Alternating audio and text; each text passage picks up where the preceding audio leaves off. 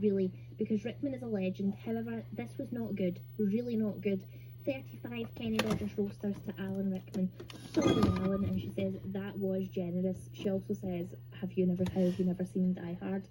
I don't know. I just watch things I've already seen, so it's hard to watch new things because I'm really focused on the stuff that I've already done. And Katie, I don't know what the problem with Die Hard is. I've got issues and I'm trying to get over them. We've got some more scores. Let me try and find them.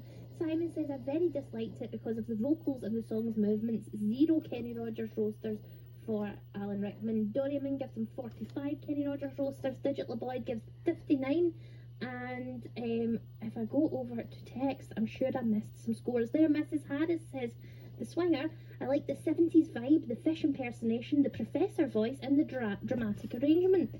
74 Kenny Rogers roasters from Mrs. Harris. Martin and Orkney says, I did love Alan Rickman, but all I could hear was Scar from The Lion King narrating some stuff about fish. And maybe worst of the year so far. Even had to force myself to stay focused on it all the way through. Kept tuna-ing out. 20 Kenny Rogers roasters purely in memory of an acting legend, says Martin in Orkney, which I think is fair, but also it's not fair because it was great. Billy says, hi guys, as always with the posthumous ones, I'm torn between my good memories of them as great actors and the ghastliness of so many of their performances when they stray from the boards into the recording studio.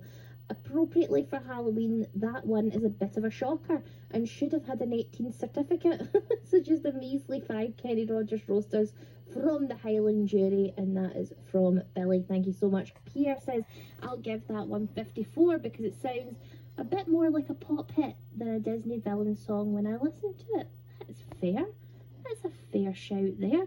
Right, get in touch via text 80295 if you've still got a score that you'd like to give for Alan Rickman. We'd love to hear from you. Also, let us know about the stuff that scares you, the big things, the wee things, anything really. Just let us know what frightens you, and I promise we're going to be sensitive about it because I feel like Paul isn't being very sensitive at all. Wait a minute, what? I was saying I don't feel like you're being very sensitive to people's fears, and you're also not being vulnerable and sharing your fun fears with us. Listen, I told you I don't have any fears. Other than real world things that just don't really want to go into right now. But you're saying I'm not being sensitive. I was going to play Blue Oyster Cult, and Chris got in touch with us, and he says he developed an irrational fear of 2 songs when he was young.